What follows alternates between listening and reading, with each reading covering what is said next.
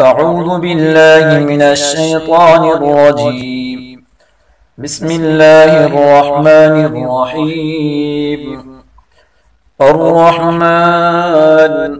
علم القرآن خلق الإنسان علمه البيان الشمس والقمر بحسبان والنجم والشجر يسجدان والسماء رفعها ووضع الميزان ألا تطغوا في الميزان وأقيموا الوزن بالقسط ولا تخسروا الميزان والأرض وضعها للأنام فيها فاكهة والنخل ذات الأكمام والحب ذو العصف والريحان فبأي آلاء ربكما تكذبان خلق الإنسان من صلصال كالفخار وخلق الجن من مارج من نار فبأي آلاء ربكما تكذبان رب المشرقين ورب المغربين فبأي آلاء ربكما تكذبان مرج البحرين يلتقيان بينهما برزخ لا يبغيان فبأي آلاء ربكما تكذبان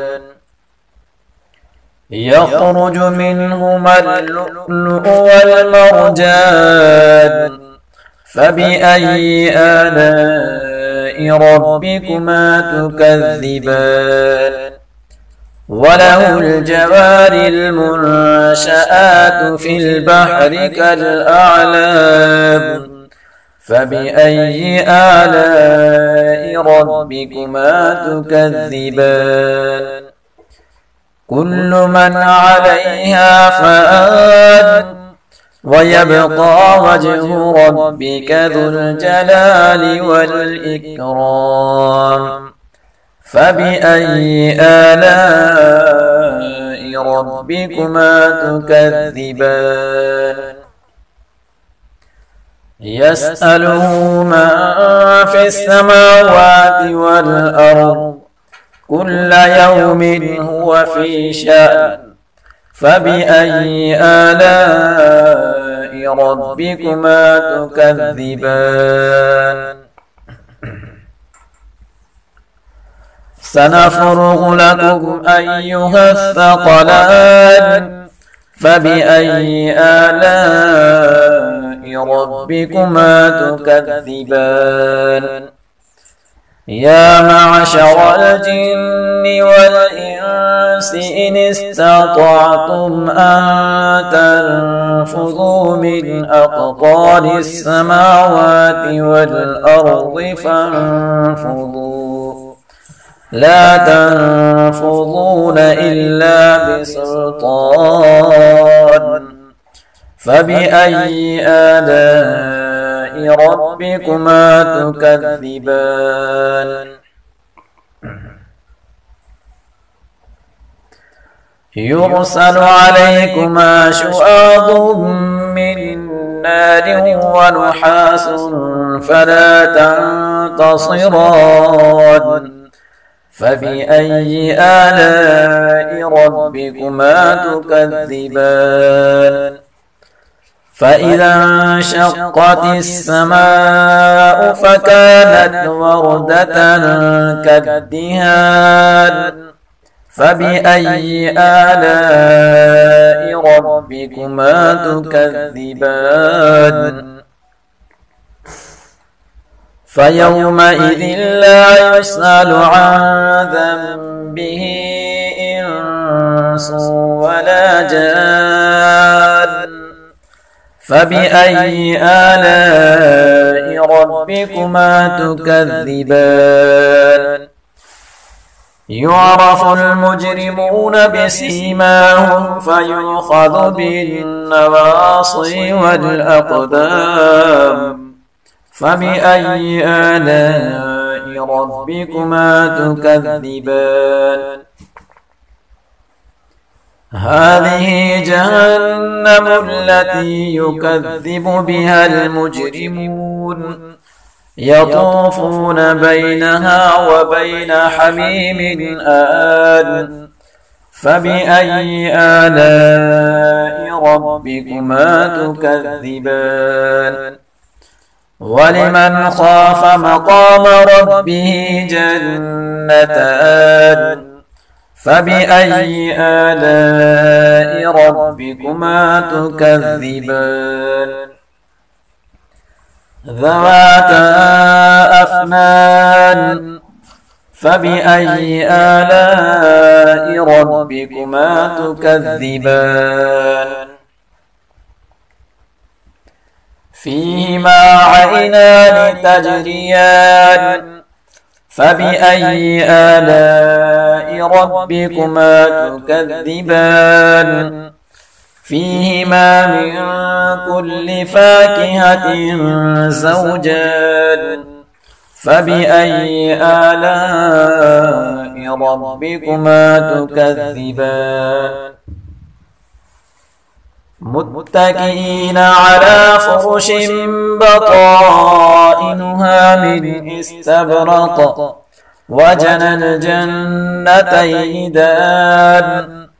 فبأي آلاء ربكما تكذبان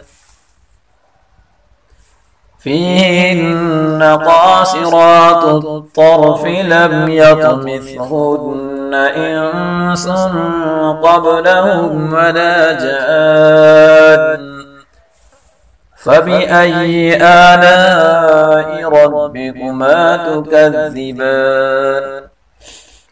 كأنهن الياقوت والمرجان فبأي آلاء ربكما تكذبان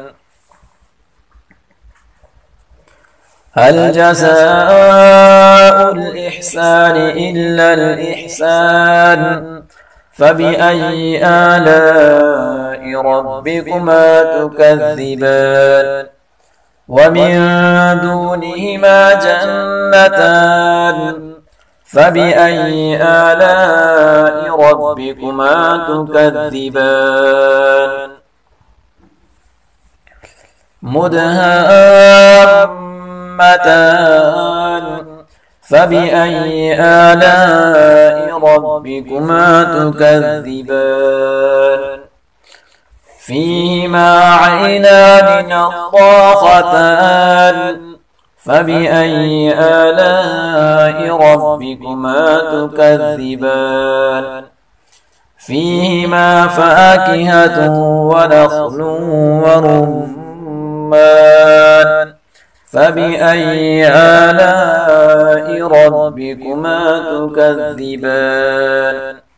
فيهن خيرات حسان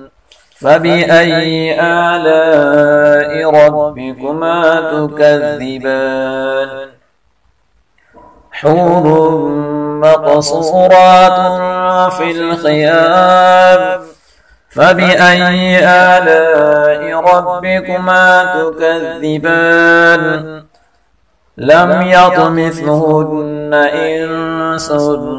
قبلهم ولا جان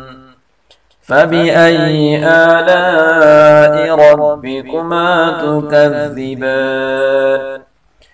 متكئين على رفرف خضر وأبقري حسان فبأي آلاء ربكما تكذبان تبارك اسم ربك ذي الجلال والإكرام